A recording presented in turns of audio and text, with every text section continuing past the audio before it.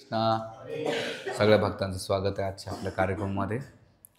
आता आपलं एक नवीन फेस्टिवल चालू आहे, ते म्हणजे कुंभमेळावा. आजच्या आपण खूप भाग्यशाली आहोत. आपण ह्या वेळेस का बरं भाग्यशाली आहोत? कारण ह्या डोळ्याने आपल्याला भगवान रामचंद्राचं मंदिर पाहायला भेटलं. म्हणजे 500 वर्षाचा संघर्षानंतर किती लोकांनी बलिदान दिलं, त्याग केला, समर्पण दाखवलं, तेव्हा भगवान रामचंद्राचं मंदिर आपल्याला ह्या डोळ्यानं प्रत्यक्ष ह्या देहानं पाहायला भेटलं, जे कधी कल्पना नव्हती केली. त्याच प्रकारे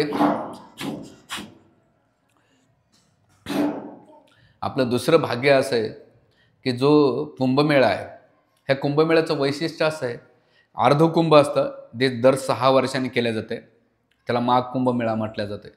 दुसरं कुंभ जे दर 12 वर्षांना असते. आणि ह्या वेळेस प्रयागराजमध्ये जे कुंभ आहे त्याला महाकुंभ म्हटलेलं आहे. महाकुंभ का? ते 144 वर्षांनंतर हा योग येतो ह्या कुंभमेळ्याचा. आणि हे कुंभमेळ्याचं वैशिष्ट्य असतं की याच्यामध्ये माणसाला जी परमसिद्धी पाहिजे ती प्राप्त होते. म्हणून प्रयागराज तीर्थ आहे, याचं जर पाहायला गेलं तर 1573 साली अकबरनं याचं नाव इलाहाबाद ठेवलं होतं किंवा अल्लाहाबाद ठेवलं होतं. तिथे मोठा किल्ला बांधला. आज बी तुम्ही त्रिवेणी संगमाच्या बाजूला गेलं तर मोठा किल्ला आहे. आणि त्या योगी सरकारनं त्याचं नाव इलाहाबाद बदलून प्रयागराज केलं. जेव्हा आपण आपला इतिहास विसरतो ना, तर भविष्य आपलं घडत नाही. म्हणून कधी पण आपण इतिहासाचा अभ्यास गहन केला पाहिजे की इतिहासाच्या अभ्यासामध्ये कितीतरी लोकांना त्याग केला आहे, समर्पण दिले, बलिदान दिले धर्मासाठी. आणि असा काळ होता की आदि शंकराचार्याने कुंभमेळा का चालू केला? कुंभमेळ्याचं वैशिष्ट्य पण खूप महत्त्वाचं आहे की त्याच्या पहिले कुंभमेळा होता 302 मध्ये ह्यानसुंग नावाचा चीनी प्रवासी होता. आणि त्याने भारतभर भ्रमण केल्यानंतर 75 दिवस प्रयागराजमध्ये राहिला तो. आणि त्याने आपल्या डायरीमध्ये या कुंभमेळ्याचं वर्णन केलं. आणि 302 मध्ये त्या टायमाला 50 लाख लोक आले होते कुंभमेळ्याला त्या टायमाला. आणि नंतर 7व्या शतकामध्ये आणखीन एक येऊन गेला, त्याचं नाव आहे ग्रीक तज्ञ, हा ग्रीकचा महान तज्ञ मॅग्जिनस, हा 302 मध्ये आला. आणि हा जो चायनीज होता तो पुढच्या काही काळानंतर येऊन गेलेला. तर त्याने आपल्या डिक्शनरीमध्ये ह्या कुंभमेळ्याचं वैशिष्ट्य लिहिलेलं आहे. म्हणजे सांगण्याचा मुद्दा असा आहे की कुंभमेळा का बरं चालू केला, त्याचं मागचं रिझन काय, याचा इतिहास काय. तर आपण इतिहासाचं जर मागच्या काही काळामध्ये गेलं, आदि शंकराचार्यानं कुंभमेळा का चालू केला हे जर आपल्याला कळलं ना, तर आता आपल्याला आपल्या संस्कृतीचं, धर्माचं महत्त्व कळलं, सनातन धर्माचं महत्त्व कळलं. पण दुर्दैव असं आहे आपल्या भारतीय लोकांचं की आपल्याला इतिहासाचं काहीच माहीत नाही. आणि म्हणून आपल्या शाळेमध्ये जो सिलेबस शिकवला जातो 75 वर्षे काँग्रेस सरकारनं, मी कोण्या पक्षाचं नाही, पण त्या 75 वर्षामध्ये डाव्या विचारसरणीचं शिक्षण दिले आपल्या मुलांना. आणि जो खरा इतिहास होता तो दाबला गेला आहे. ओरिजिनल इतिहास आपल्या मुलांना शिकवलं जात नाही.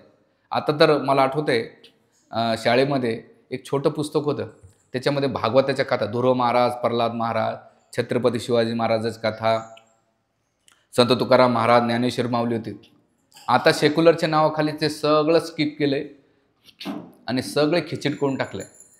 आर्टिकल 300 संविधानमध्ये आर्टिकल जे आहे अनुच्छेद 30 मध्ये हिंदू लोकांना एक असा स्ट्रिक्टली नियम लावलेला आहे. तुम्ही अभ्यास जर केला संविधानचा, तर मुस्लिम लोकांना त्यांच्या शाळेमध्ये कुराण शिकायला अलाव आहे. ख्रिश्चन शाळेमध्ये, कॉन्व्हेंट स्कूलमध्ये बायबल शिकवा आलं आहे. आणि आपले मुलं ते तर कॉन्व्हेंटमध्ये जातात. मुस्लिम लोक जाऊन ते कुराण शिकू शकतात. पण हिंदू शाळेमध्ये अनुच्छेद 30 नुसार तुमच्या शाळेमध्ये तुमचे वैदिक धर्मांत ग्रंथ, रामायण, महाभारत, भगवद्गीता शिकू शकत नाही. हे कोणाला माहीत आहे आणि कोण याच्याबद्दल बोलतंय? तर मुद्दा असा आहे की आपल्याला इतिहास विसरता कामा नये. त्या इतिहासामागे आपल्याला नाही का समजून घेणं गरजेचं आहे. तर हा जो कुंभमेळ्याचा इतिहास आहे हा खूप रक्तरंजित आहे जर पाहायला गेलं. तर याच्यावर कितीतरी आक्रमण झाले, मोगलांनी आक्रमण केले. त्याच्या पहिले जर पाहायला गेलं तर 6व्या किंवा 7व्या शतकामध्ये प्राय भारतामध्ये 80% बौद्ध झाले होते आणि त्याच्यातले 20% जैन झाले होते आणि 10 ते 7% त्या टायमाचा रेशिओ जर पाहिलं तर हिंदू 7 ते 8%च राहिले होते. आणि अशा सिच्युएशनमध्ये हिंदू प्राय लुप्त झाले होते. आणि असे हिंदू लुप्त झाल्यानंतर आदि शंकराचार्य जेव्हा त्या टायमाला प्रगट झाले 7व्या आणि 8व्या सेंचुरीमध्ये, त्यांनी पाहिलं की ह्या समाजाला वरती आणायचं असेल. आता हे तुम्ही प्रश्न पडला असं जैन आणि बौद्ध धर्म कसा वाढला, त्याचं कारण काय? तर जेव्हा भगवान कृष्ण स्वधामात गेल्यानंतर वेद होते, वेदव्यासाने ठेवले होते, पण वेदांच्या नावाने ब्राह्मणाने एवढे चुकीचे कार्य केले की पशु हत्यामध्ये 1 नंबर होते. यज्ञांची आहुती द्यायचे आणि आहुती देऊन त्या पशुचं मांस भक्षण एवढं करायचे की त्याने एवढे प्राणी मारायला चालू केले ते यज्ञाच्या नावाने, तुम्ही कल्पना करू शकत नाही. म्हणून भगवान बुद्धाने अवतार घेतला, भगवान विष्णूंचाच अवतार आहे, त्याने अवतार घेतला आणि अवतार घेऊन काय केलं, पहिलं तत्व मांडलं. कोणतं तत्व मांडलं? की वेदांना नकार दिला गौतम बुद्धाने आणि वेदांना नकार देऊन नास्तिक तत्वज्ञान दिलं. कोणतं दिलं? महानिर्वाण किंवा शून्यवाद दिला. आणि त्याचा पगडा एवढा भारतावर झाला की त्यावेळेस सम्राट अशोक यांनी आपलं धर्म परिवर्तन करून, जे पहिले हिंदू होते किंवा सनातनी होते ते नंतर बौद्ध धर्म स्वीकारून, ते अशोक चक्र तुम्ही बघतात ना, तर त्यांच्याच नावाने ते आहे. आणि मग तिथून त्या धर्माचा प्रचार भारतात, श्रीलंका, थायलंड, मलेशिया, चायना, जापानपर्यंत पोहोचला आणि बाकीच्या कंट्रीमध्ये पोहोचला. आणि नंतर त्याचे बरेच ब्रँचेस झाले, त्याच्यामध्ये मी जास्त हिस्ट्रीमध्ये जात नाही. आणि मग त्या काळानंतर प्राय वेद लुप्त झाले होते, वैदिक धर्म लुप्त झाला होता. आणि ह्या सिच्युएशनला आदि शंकराचार्यानं पाहिलं की हिंदू धर्माचं जर स्थापना करायचं असेल तर त्याने पहिली गोष्ट केली, काय केली की वेदांत सूत्र दिलं, ब्रह्मसूत्र लिखाण केलं. आणि ब्रह्मसूत्र लिखाण करून त्यांनी पहिलं तत्व मांडलं. कोणतं? अद्वैतवाद, निर्विशेषवाद, मायावाद मांडला. आणि जे निर्वाण होतं मनुष्याचं, मेल्यानंतर सगळे शून्य होतात, त्या तत्वाला त्यांनी खोडलं आणि त्याच्यामध्ये निर्विशेष दिला. भगवंत आहेत पण निर्गुण निराकार, आणि मेल्यानंतर तुमचं अस्तित्व राहतं पण ते ब्रह्मामध्ये विलीन होतं. आता तो एक वेगळा सब्जेक्ट आहे, जेव्हा आपण अभ्यास केला तर त्याच्यावर वेगळं प्रवचन होईल. आणि मग त्या वेदाची स्थापना केल्यानंतर आदि शंकराचार्य किती वर्ष जगले माहिती आहे? केवळ 32 वर्षे. तुम्ही किती वर्ष जगता हे महत्त्वाचं नाही, पण किती क्वालिटी जगता हे महत्त्वाचं आहे. लोहाराचा भाता नाही का भरपूर श्वास घेतो, पण तो समाजासाठी आणि स्वतःसाठी उपयोगात येत नाही. त्याच्यामुळं जेवढे साधू संत, ज्ञानेश्वर माऊली 16 वर्षे, आदि शंकराचार्य 32 वर्षे, छत्रपती शिवाजी महाराज केवळ 49 वर्षे जगले. म्हणजे ते थोडक्यासाठी येतात आणि मोठं कार्य करून जातात. आपण खूप लोक वर्ष जगतो, न आपण समाजासाठी, न धर्मासाठी, न परिवारासाठी, केवळ आपल्या जीवनाचं ध्येयच वेगळं आहे. म्हणून हे का बरं ध्येय क्लिअर नसेल? कारण आपण शास्त्राचा अध्ययन करत नाही, अभ्यास करत नाही. आणि जे आपण स्वतःला हिंदू म्हणतो आणि हिंदू म्हणून नका आपण हिंदूसारखं जगत नाही. म्हणून आदि शंकराचार्यांना पाहिलं त्यावेळेस त्यांनी ह्या धर्माला पुन्हा स्टॅब्लिश करण्यासाठी वेदांची रचना केली आणि त्यांनी 10 संप्रदायांना निर्माण केले. आणि 10 संप्रदायामध्ये त्यांनी 10 नावं दिली. तीर्थ म्हणजे त्यांच्यामध्ये नाव असतं तीर्थ, ज्या तीर्थाच्या स्थानी जे लोक राहते त्यांना प्रचार काम हे संन्यासींनी दिले. पुरी म्हणजे बघा आता अवमुक्तेश्वर आहे, सरस्वती, ते सरस्वती संप्रदायामधून येतात. पुरी म्हणजे जे नगरामध्ये निवास करतात ते संन्यासी, जे पुरी नावाचे संन्यासी, त्यांनी तिथे प्रचार केला पाहिजे. गिरी म्हणजे पर्वतामध्ये असतात आणि त्याच्यामध्ये त्यांनी पर्वतामध्ये प्रीचिंग केली पाहिजे. असे अरण्य, असे त्यांनी 10 ब्रँचेस केले आणि 10 ठिकाणी जाऊन प्रचार केला.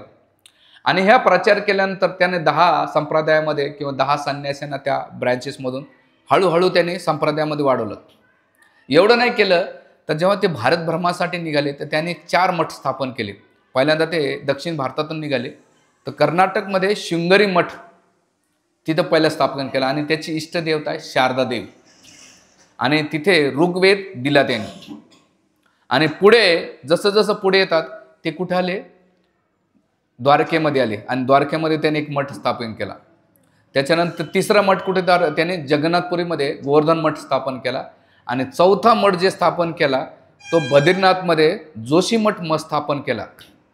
अशा 4 ठिकाणी मठ स्थापन केले आणि ह्या 4 ठिकाणी सांगितलेले की एक एक मठाने त्या त्या एरियामध्ये प्रचार करायचा. भारताला 4 ठिकाणी करून हे केलं पाहिजे.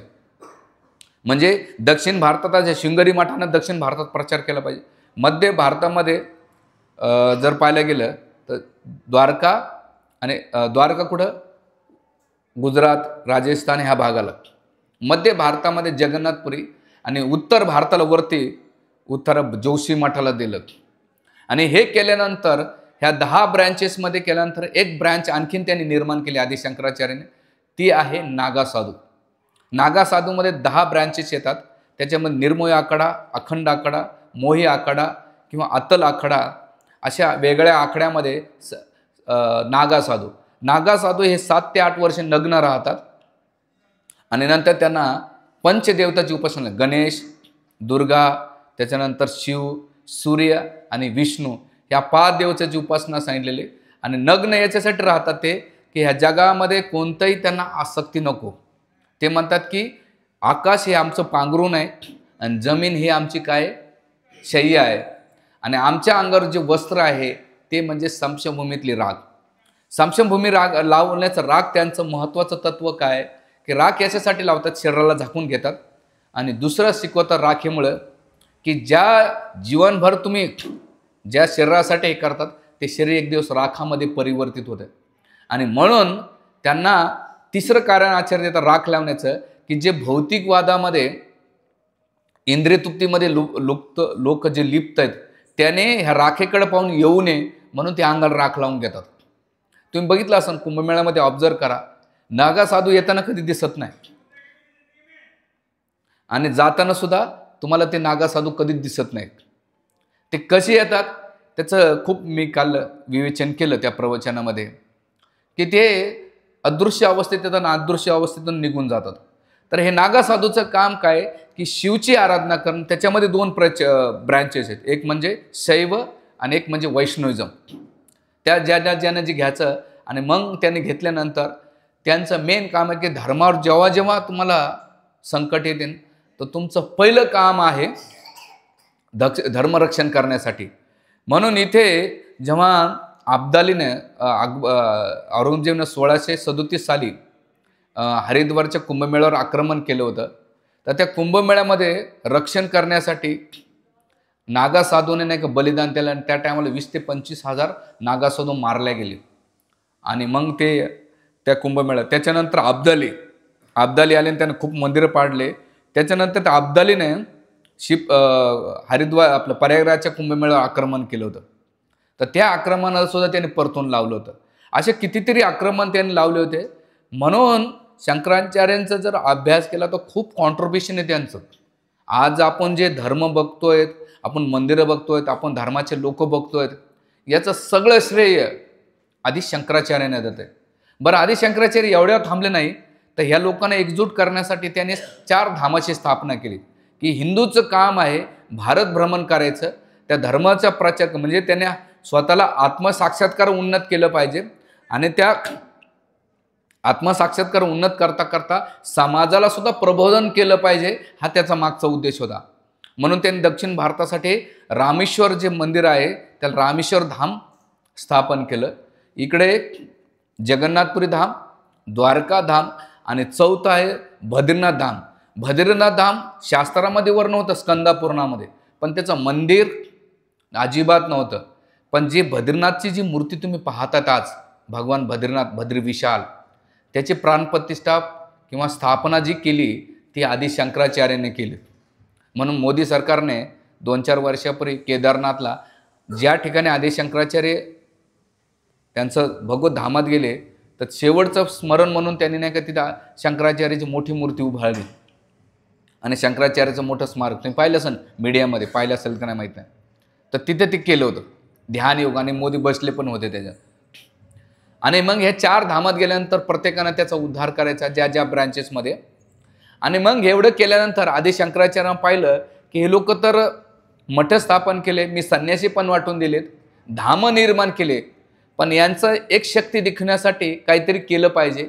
आणि त्यांनी शास्त्राचा आधार घेऊन कुंभमेळा चालू केला. त्याच्या पहिले कुंभमेळ्याचं वर्णन येते, पण एवढ्या मोठ्या प्रमाणात नव्हतं किंवा त्याचं मोठं स्वरूप नव्हतं. करायचं म्हणून लोक करायचे, पण त्याला एक मोठ्या ईश्वर आपलं मोठ्या भव्य दिव्य आणि लोकांना जागृत करण्यासाठी त्याग, समर्पण, तपस्या आणि भक्ती आणि श्रद्धा निर्माण करण्याचं काम आदी शंकराचार्यांनी. ते करण्याचं कारण आधी कुंभमेळ्यामुळे की तुमची एवढी एक ताकद दिसली पाहिजे की तुम्ही कोणताही समोरचा व्यक्ती विधर्मी लोक बघतील जेव्हा ह्या फेस्टिवलला, तर त्यांना आक्रमण करण्याची ताकद होणार नाही. भारतीय लोकांचं एक किंवा आपण जर चांगला अभ्यास केला तर हे बघा, आपल्या देवीदेवतात ना सगळे अस्त्रशस्त्र घेऊन आहेत. हनुमानजी गदा घेऊन आहेत, कालिका देवी फरसा घेऊन आहे, भगवान रामचंद्र त्रिशूळ घेऊन, आपलं भगवान भोलेनाथ त्रिशूळ आहे, भगवान रामचंद्र धनुष्यबाण आहे. एकही देवता असा सोडू नका की बिना अस्त्रशस्त्राचा आहे. त्यांचे उपासक करणारे एकदम संत आहेत, शांत आहेत, त्यांना काहीच फरक पडत नाही. आणि मुस्लिम धर्म बघा, त्यांच्या देवाचा कुठं काही थांगपाता नाही, पण सगळ्यात अग्रेसिव्ह राहतात. धर्माच्या प्रती त्यांचं निष्ठा आहे. तर इथे मुद्दा असा आहे की आदी शंकराचार्यांनी एकजूट करण्यासाठी त्यांनी कुंभमेळ्याची स्थापना केली आणि त्याला मोठ्या प्रमाणात दिलं.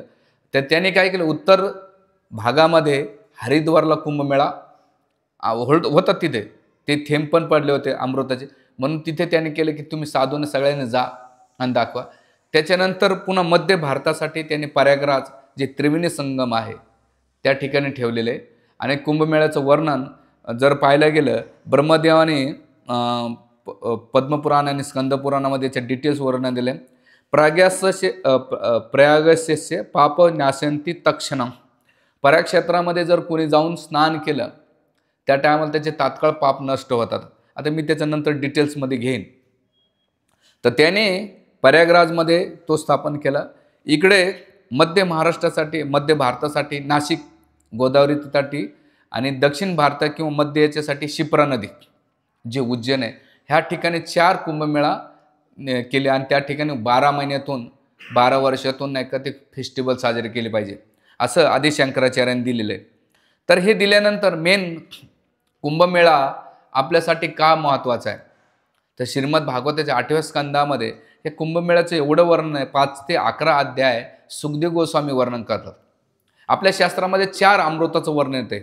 एक म्हणजे चरणामृत. तुम्ही जेव्हा मंदिरात जातात तिथं अभिषेक केल्यानंतर तुम्हाला तो पंडितजी किंवा जो पुजारी असतो भगवंताला अभिषेक घातलेला चरणामृत प्रदान करतो. दुसरं आहे नामामृत. नामामृत म्हणजे तुम्ही भगवंताचं नाव घेतात ते नामामृत आहे. तिसरं आहे कथामृत. कथामृत म्हणजे भगवंताच्या कथा. आणि चौथं आहे अमृत. ह्या तिन्ही याच्यातून भगवत प्राप्ती होती. पण जी चौथं आहे अमृत ते म्हणजे स्वर्गातलं. आता तुम्ही म्हणतात 12 महिन्यात 12 वर्षातूनच का, तर स्वर्गीय 12 दिवस असतात, मानवीय गणनेनुसार ते 12 वर्षे असतात.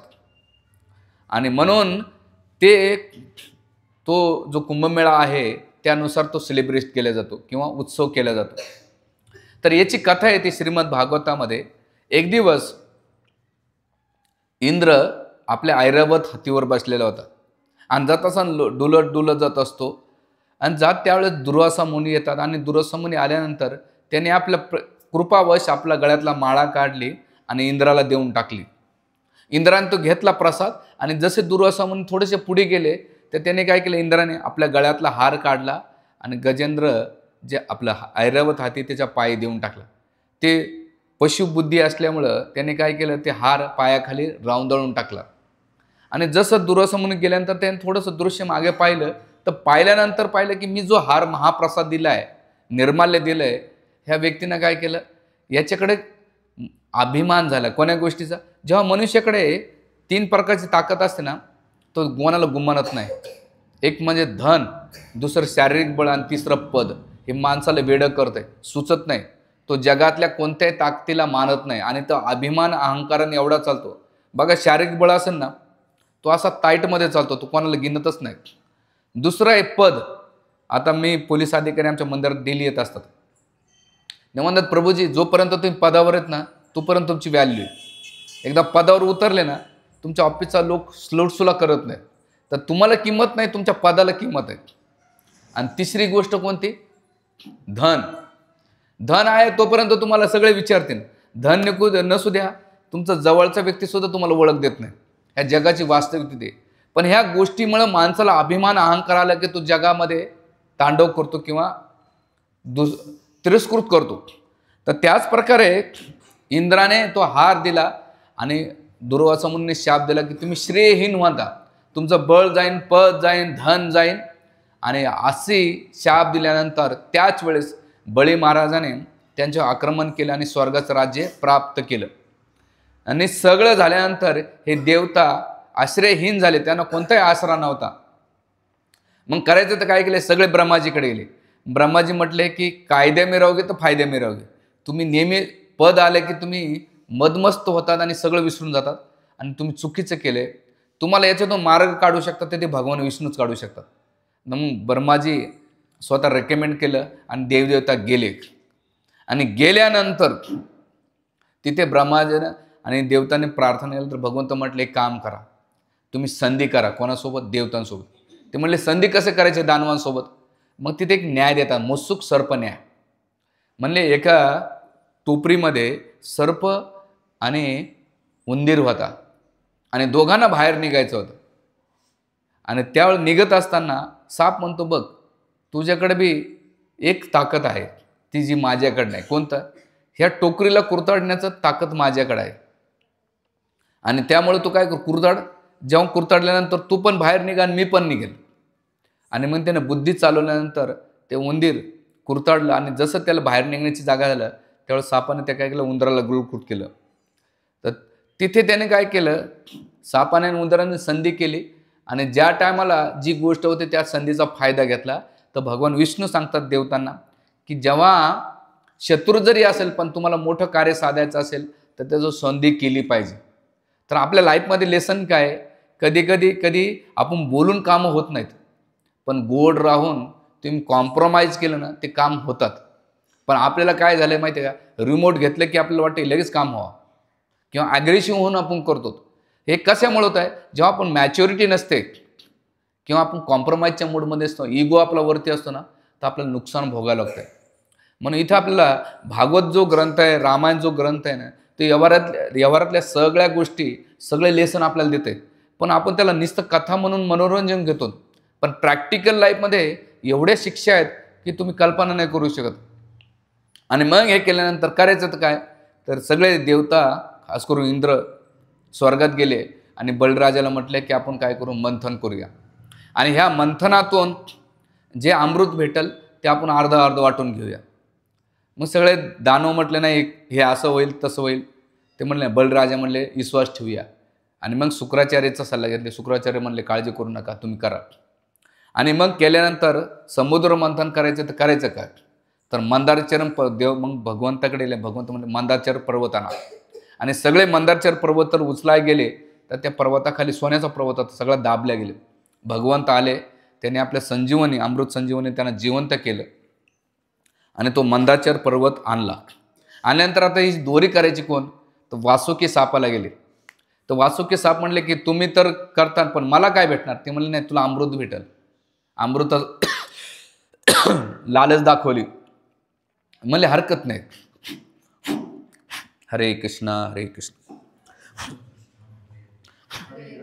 हरे. तर आणि मग त्यावेळेस वासुकी साप तयार झाला. आणि मग जेव्हा मंथन करायचं होतं तर इकडे दानवाचा इगो खूप मोठा होता. त्याने काय केलं, ते म्हटले आम्ही काय शूद्र थोडी येतं, आम्ही शेपटीचा भाग नाही घेणार, आम्ही तोंडाचा भाग घेणार. भगवान विष्णू म्हटले चांगलं त्याने तोंड घेतलेलं आहे. आम्हाला नाही का, तुम्ही जे तोंड घेतलं होतं पहिले देवतानं तोंड धरलं होतं आणि शेपूट दानवानं दिली होती. दानव म्हटले नाही नाही अजिबात नाही, आम्ही कशाला मागायचं, आपण समान अधिकारी आहेत, पार्सलिटी नसली पाहिजे. भगवंत म्हणले हरकत नाही, त्यांना तोंड द्या. आणि भगवंताला हेच पाहिजे होतं की दानव सर्पाच्या तोंडाजवळ गेले तर याच्या पुढे जी उष्णता पडेल, विष पडेल, तर ते त्याच्यामध्ये भाजल्या जातील. म्हणून दानवा देवताला म्हटलं तुम्ही बाहेर या. पहिल्यांदा जर तुम्ही धरलं असतं तर त्याने उलटच केलं असतं. विनाशकाले विपरीत बुद्धी मानतात आपल्या शास्त्रामध्ये. तसंच ते केल्यानंतर मंथन झालं. जसं मंथन चालू झालं, त्या मंथन करीत असताना त्यावेळेस जो मंदाचर पर्वत होता ते इनबॅलन्स होत होता. त्यावेळेस भगवंतानं पहिला अवतार घेतला, तो म्हणजे कुर्मा अवतार घेतला. आणि कुर्मा अवतार घेऊन त्या मंदाचर पर्वताला काय केलं, स्टेबल केलं. सुखदेव गोस्वामी वर्णन करतात भागवतामध्ये, ज्याप्रमाणे एखादी पाठ एखादा बाळ खाजवतंय तर त्याच्या वडिलाला खूप आनंद होतो, त्याच प्रकारे मंदाचर पर्वत जेव्हा कुर्मा अवतारामध्ये घालवतो तर त्यांच्या पाठीचं नाही का खाज नाही का मिटवत होती. आणि खाजत असताना ते घर्षण होत असताना वरती इनबॅलन्स होताना भगवंतानं आणखीन एक अवतार घेतला, अजित अवतार घेतला आणि वरती अजित घेऊन त्याला बॅलन्स केलं आणि मंथन चालू झालं. आणि मंथन चालू झाल्यानंतर पहिल्यांदा मंथन करताना हलाल विष निघालं आणि हलाल विष केल्यानंतर हे विष घेणार कोण, तर भगवान विष्णू म्हटले शिवजीकडे जा. शिवजी यांचं नाव आहे आशुतोष. आशुतोष म्हणजे त्यांना थोडंसं जरी तुम्ही काय केलं तर ते लगेच प्रसन्न होतात.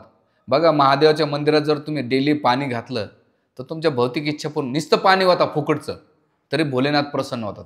म्हणजे महादेवाला प्रसन्न करण्यासाठी पाणी आहे, भगवान विष्णूला प्रसन्न करायचे तर पुष्प येतं. हे प्रत्येक देवताचं एक एक हे दिलेले. तर त्या गेल्यानंतर सगळे देवदेवता गेले. पहिले भगवान भोलेनाथाची प्रार्थना केली, त्यांना विनंती केली. याच्या डिटेल्समध्ये जात नाही, आपल्याला वेळेचं हे मेन याच्यावर या मुद्द्यावर. आणि मग केल्यानंतर भोलेनाथ म्हटले, पार्वतीला विचारलं करायचं का, ते म्हणजे जा, तुम्ही नाही का सगळं पचवू शकतात. तर आचार्य लिहितात की जेव्हा तुम्ही जीवनामध्ये मंथन चालू केलं भक्ती मार्गामध्ये तर तुमच्या हृदयातून हलाहल विष निघते. आता तिथं ते विष निघालं, आपल्या हृदयातून कोणतं विष निघालं, तर भक्ती मार्गात निघाल्यानंतर पहिलं विष निघतंय काम क्रोध लोभ मदाचं निघतंय. म्हणजे तुम्हाला भक्ती, जसं भक्तीत आल्यानंतर लोकांना लय खूप अग्रेसिव्ह होतात, म्हणजे भक्ती करतात अग्रेसिव्ह का होतात, तर समजायचं हलाहल विष निघते. क्रोध येतो, लोभ येतो, अँगर येतो, लस्ट येतो किंवा कामवासना येते, तर समजायचं हे हलाहल विष बाहेर पडते. आणि मग भोलेनाथनं ते काय केलं, भगवान विष्णूच्या आज्ञावरून नाही का ते ग्रहण केलं. जसं त्याने ओंजळीमध्ये घेतलं तसं त्याच्यातले काही थेंब जमिनीवर पडले, तर त्याच्यामध्ये जे सर्प जातीचे होते त्याने ते ग्रहण केलं. त्याच्यामध्ये विचू इंगळ म्हणजे विंचू आणि विंगळ नावाचे असतं ते घेतलं आणि काही विषारी वनस्पतींनी ते ग्रहण केल्यामुळं ते विषारी झालेले आहेत. आणि हे ग्रहण केल्यानंतर ते ठेवायचं कुठं, ते त्यांनी गळ्यामध्ये धारण केलं. म्हणून त्यांना काय पडलं, कंठ, किंवा भोलेनाथाचं एक नाव आहे नीलकंठेश्वर, हे नाव त्यात झालं. आणि हे झाल्यानंतर भोलेनाथ गेले आणि गेल्यानंतर एक एक रत्न चालू झालं. आणि गेल्यानंतर पहिले 14 रत्न झाले. त्या पहिल्या 14 रत्नामध्ये वेगवेगळे रत्न वाटले गेले. आणि मग भगवान विष्णूनं देवतांना सांगितलं कोणताही हावरटपणा करायचा नाही, मी समान वाटल्या जात आहे, तर जे महत्त्वाचे तेच घ्या. म्हणून सुरभी गाय निघाली, ती ब्राह्मणांनी घेतली. तर ब्राह्मणांनी काय घेतलं, तर जे यज्ञ करायचे यज्ञासाठी जे तूप लागते ते सुरभी गायीच्या दुधापासून निघाल म्हणून सुरभी गाय घेतली त्याने. जो घोडा होता पांढरशुभ्र तो बली महाराजांनी घेतला. जो हत्ती होता पांढरशुभ्र ऐरावत तो इंद्राने घेतला.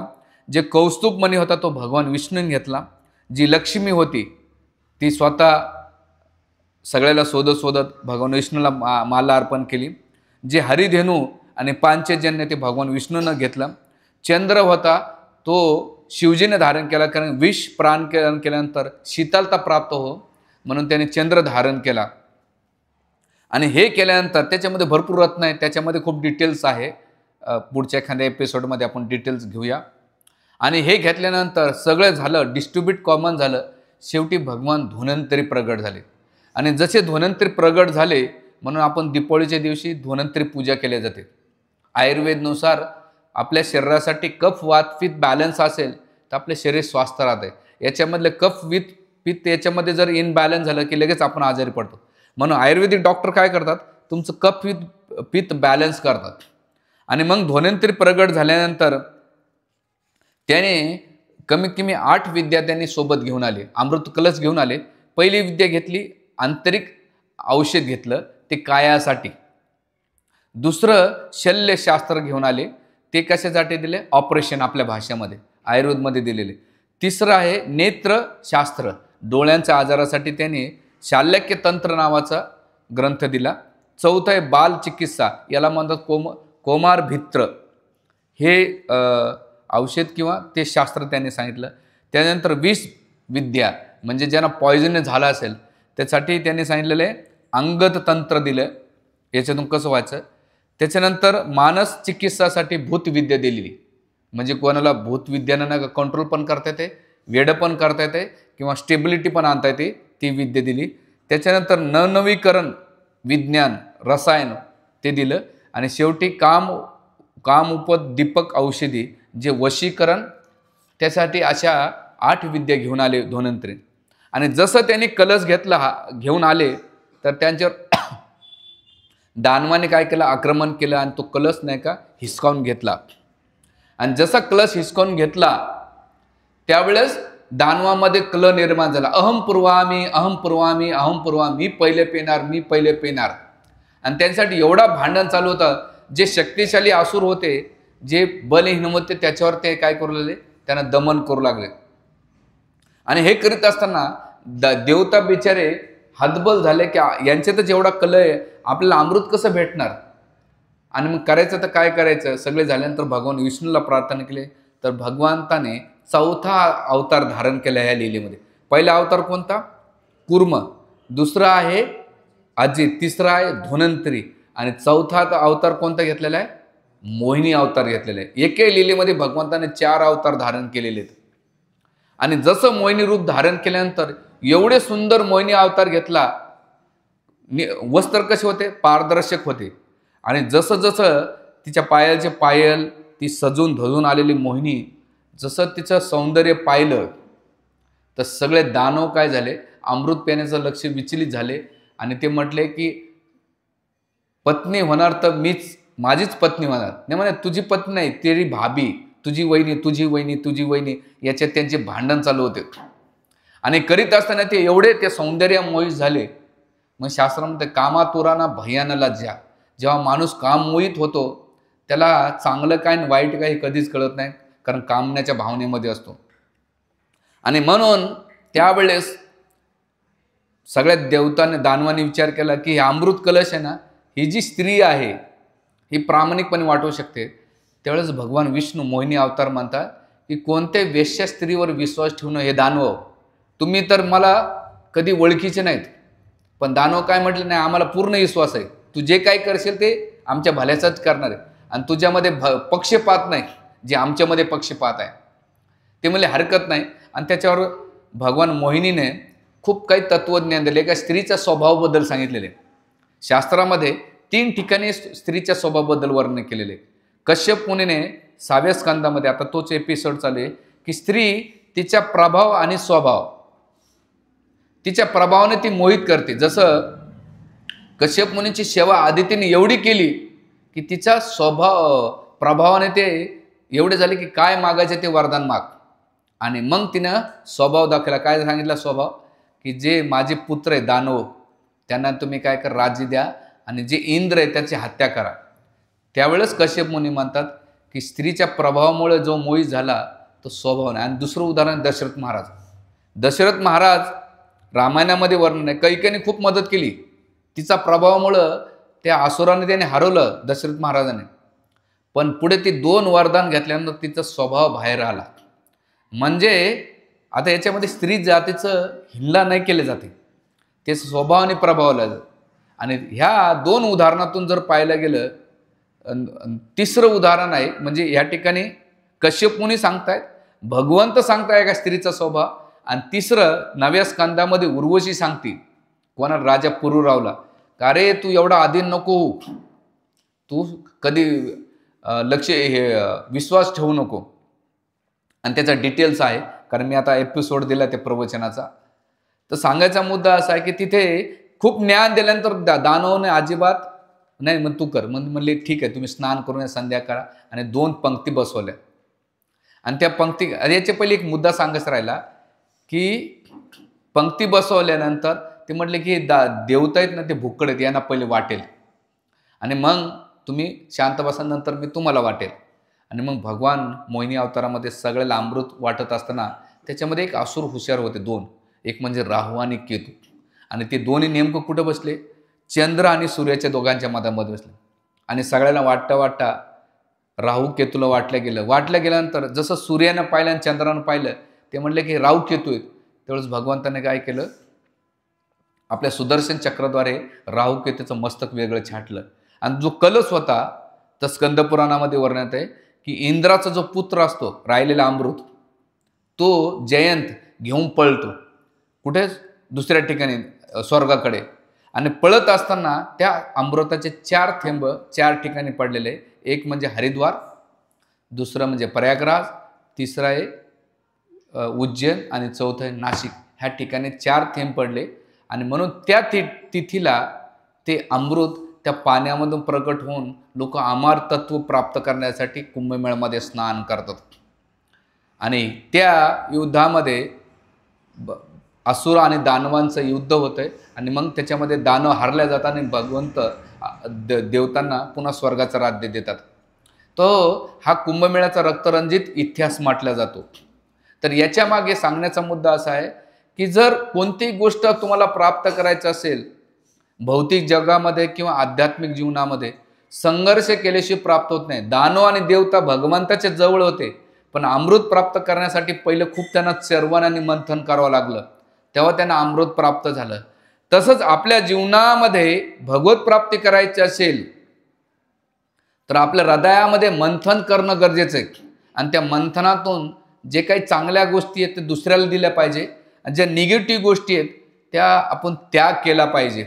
आणि मग त्याच्यातून भगवत प्राप्ती होते, अमृततुल्य प्राप्त होते. अमृततुल्य चहा पिऊन अमृत कोणाला प्राप्त होत नाही. लोक बघा अमृततुल्य चहा, हे चहा, पण अमृताची याची चव कसं कळतं? लिहिणाऱ्यानं लिहिलं अमृततुल्य. म्हणजे आजकाल कोण काय करतं भरोसाच नाही. तो विषय वेगळा, कारण मी कथेमध्ये भौतिकवादाबद्दल मला बोलायला आवडत नाही.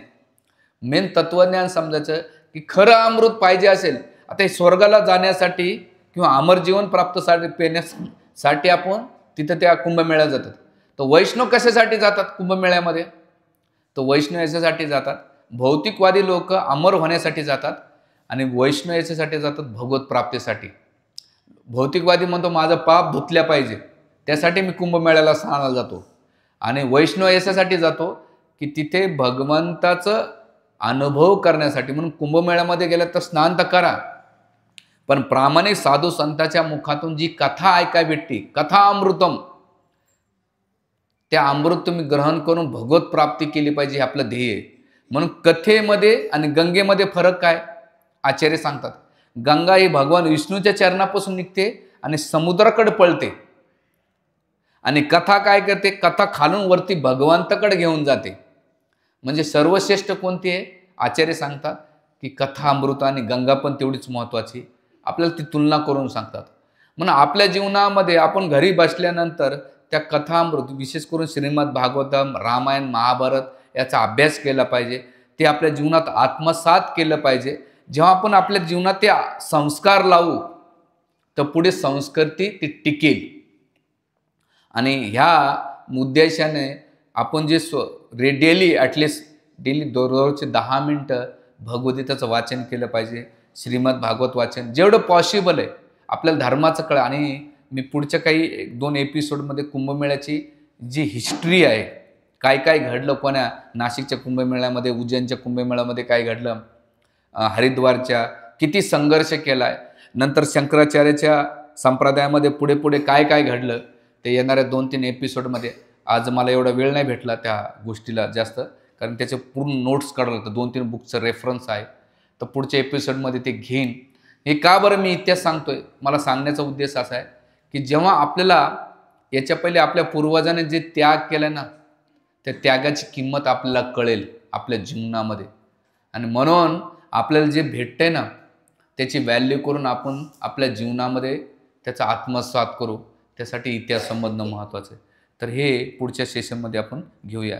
हरे कृष्णा कृष्णा कृष्णा हरे हरे, हरे राम राम राम हरे. कोणाला काही प्रश्न, टीका, टिप्पणी? किती वाजले? ओके.